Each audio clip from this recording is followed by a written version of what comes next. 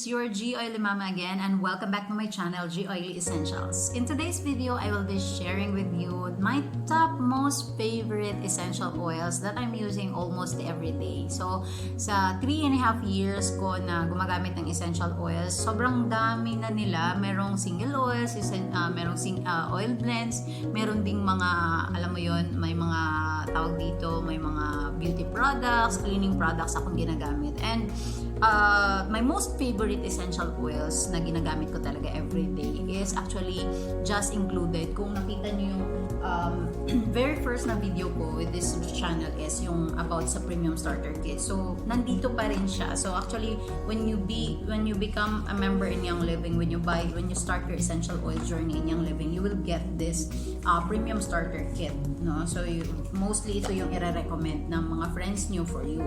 So most of my oils is actually na favorite ko talaga, yung ginagamit ko talaga everyday is nandito lang din. So kahit na bumibili ako ng mga ibang essential oil blends to explore the other uses of the essential oils, bumabalik pa rin ako dito sa 5 essential oils na to because it's really working for me a lot and it helps me a lot. And andun na siya, sobrang dami na ng uses. So we'll tackle all these essential oils that I have right now one by one. So before I will start again, I would like to give you a disclaimer that this video is not intended to treat, cure, or diagnose any disease. It is not also intended to substitute any medical advice. If symptoms persist, consult your doctor. Ayun. So, yan lang guys, para safe tayo, no? So, we cannot avoid na meron some medical terms na ako masasabi. So, I have to really be clear on it na hindi po ito for treatment or anything. So it is just merely a natural remedies that can help you in maintaining a good lifestyle and a good healthy habits. Okay, so let us start with this video. So first of the first top most favorite, and for sure any oilers can relate to this. So ang top most favorite ko na essential oils is, and sorry, medyo nag-blurred. Yan. Top most favorite ko na essential oil is ang lavender. So, yan, makikita nyo, no? Lavender. Medyo blurred siya. Bakit ba blurred siya? Blurred.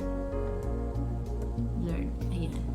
So, anyway, yan, lavender yung first top most favorite ko na essential oil. So last week I have shared with you how to use the essential oils, and I use the lavender and stress away in my diffuser blend as a sample in using or in demonstrating how to use or how to diffuse an essential oil. So meron na rin akong nasabi doon about the lavender, but since ibang topic naman to, so ngayon i-share ko sa inyo kung bakit ko favorite ang lavender essential oil. So lavender essential oil, sa sobrang dami niyang gamit, it is claimed to be the Swiss Army knife of the essential oil. Kung ang frankincense is the king of essential oil, the lavender is the Swiss Army knife. Alam niyo yung Swiss Army knife, yung maraming ganun. So marami siyang uses kasi. Okay, so this essential oil is actually good for promoting a good and healthy skin. Okay, so meron akong na-share sa Instagram. If you're not yet my follower in Instagram, please follow me in Instagram, G Oily Essentials. Nakashare ako doon ng reel sa Instagram that to have a glowy skin, no, and decrease the signs of aging, you can use this lavender. So aside from a good skincare help or to promote a healthier skin, lavender is also used to prevent any allergies. Okay, so common allergies, if you have any common allergies that you are experiencing, so you can use lavender. So you can use also for diffusing para ma-relax ka. So almost every day I'm diffusing together with this. Pag hindi ako naka-citrus na mga essential oil, I'm using floral essential oils like geranium, chamomile, lavender, ano pa ba. So marami akong bine-blend for the diffusing. But lavender, parang isang drop lang nito it can relax and it can help you really it can help you sleep nicely and soundly. So if you don't have diffuser and you want to buy the oil alone, so you can use, how you can use this lavender is put a drop on it in your palm and then rub it and inhale properly, inhale deeply. Okay, so that is one of the easiest and simplest way na ginagamit ko ang lavender. Okay, so another thing na ginagamit ko siya is for promoting the healthy skin nga, no? So how I use it is in my moisturizer, I put a drop of lavender in my moisturizer and then I apply it on my skin. So madi-decrease yung mga signs of aging, 'di ba? So mga signs of aging, so yan, maintain lang natin yung mga beauty natin. Okay? So that is all about the lavender. So the second top most favorite, medyo blurred, top most favorite of my of the essential oils that I have is the frankincense. So frankincense, if the lavender is the Swiss Army knife of the essential oils, the frankincense is the king of essential oils. Just imagine, king of essential oils. Kasi sobrang malakas. Ang dami niyang properties na talagang sobrang useful. Frankincense actually has a lot of benefits and it has a very grounding aroma. So most people are using this for actually religious gatherings, no? So if the Catholics in the Philippines or any countries where you are in, 'di ba nagbe-burn ng resin ng frankincense in the churches. So dito din sa Saudi Arabia, I'm currently in Saudi Arabia right now. During a religious gatherings, nagbe-burn din sila ng incense kasi tinatawag dito it enhance the spirituality of an individual. So it enhances the spirituality of an individual, kaya siya biniburn. So now how I use this essential oil, so aside from lavender, when I'm using the lavender for the relaxation, I also use frankincense for relaxation. So I also diffuse together with frankincense and lavender and the other oil which is stress away. So I diffuse this almost daily to promote relaxation and a better sleep, and also in the moisturizer. Okay, moisturizer or toner to apply in the skin to decrease any blemishes or any signs of aging like wrinkles, ganon. So ito yung ginagamit ko. And another thing is pag medyo meron akong mga head tensions or meron akong slight na mga discomfort and maybe I'm ongoing in a lot of stress, so I just put a drop of frankincense in my head and talagang nawawala yung tension headaches ko. So yun, that's why it is one of the oil na talagang hindi mo mauubusan.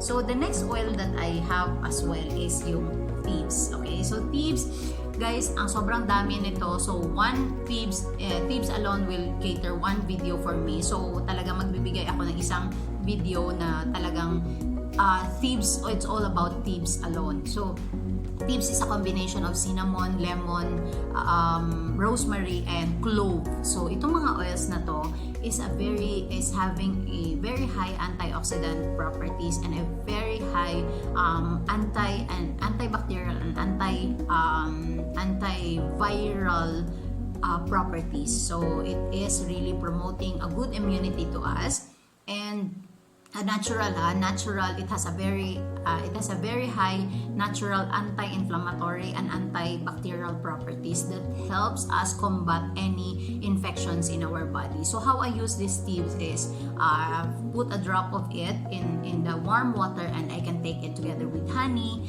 and also pwede din siyang i-combine sa peppermint when you diffuse in the diffuser. So put a drop or two ng thieves and then add some peppermint or lemon on it and then diffuse it daily. So when you already inhale always this essential oils, it is promoting a good immunity in our body. Another oil that is one of the top 5 favorites that I have is the Stress Away. So ito naman, Stress Away has lime, ocotea, and I think what do you have in lime, ocotea, copaiba, and citrus fresh fruit oil. So this is the stress away. Okay, so stress away, from the word itself, it relieves you from any stress. Okay, so since it is really a very relaxing aroma, so what I'm doing with the stress away is, ayan, I'll just put a drop of in my palm, and then I'll just rub it around and apply it in my neck and inhale. So as what I have shared in my previous video, na one of the way that you can apply essential oils is through inhalation. So you just inhale. Since it's aromatherapy, it is aromatic oils. The aroma or the smell of these essential oils will help you relax and gives you comfort. Kaya nare-relax ka. So why we need essential oils like this? So stress away, one of the thing really in many diseases, in many health conditions right now, if you can see, if you can browse, Google it, or find some videos, what are the main reason why people get sick is because of stress. So aside from sedentary lifestyle, aside from genetic predisposition, aside from the age predisposition, another thing that really gives us, which is I think higher than even other predisposing factors, is the stress. So yun yung nagkukos sa atin na magkaroon tayo ng mga conditions, kasi pag stress tayo, our body also is undergoing an oxidative stress. Kaya yung mga cells natin nagwe-weaken, yung immune system natin nagwe-weaken pag nasa stress tayo. So you have to relieve immediately the stress. Magkakaroon tayo ng another video again for stress management, natural stress management, para ma-refrain natin, ma-decrease natin yung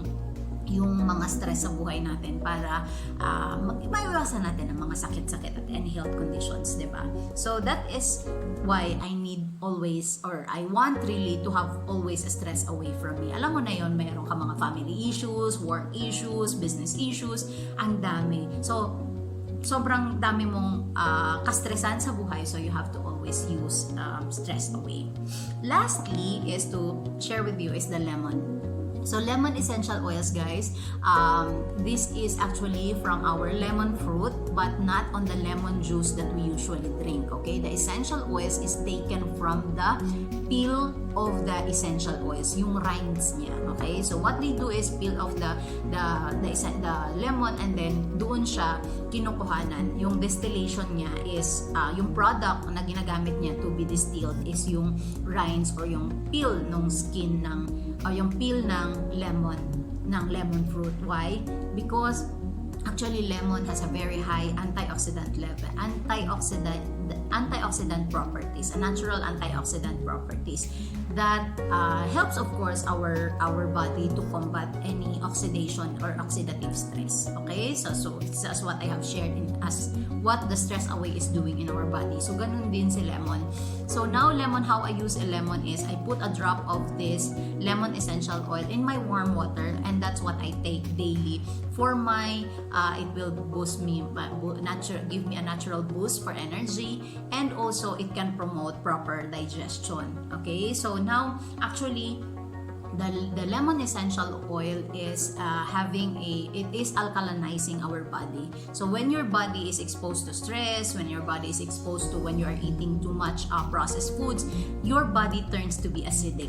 Kung meron kang acidic, kung yung body mo is acidic, then that's the time na nagsa-start ka na magkakaroon ng mga health conditions, diba? Mga inflammation in your body, anything. So, big contributing factor na nagkakaroon tayo ng mga sakit pag acidic yung body natin. So, you have to balance the pH of our body by using lemon essential oil. So, that's why that's it, guys. I hope that I have shared with you some valuable ideas about my top 5 favorite essential oils. Please, if you have any if you need more information, if you want to know more about the essential oil, please do connect with me in my Instagram or Facebook account, which is seen in my banner, and or just leave your comment in the comment section below. So until my next video, bye for now. Thanks everyone.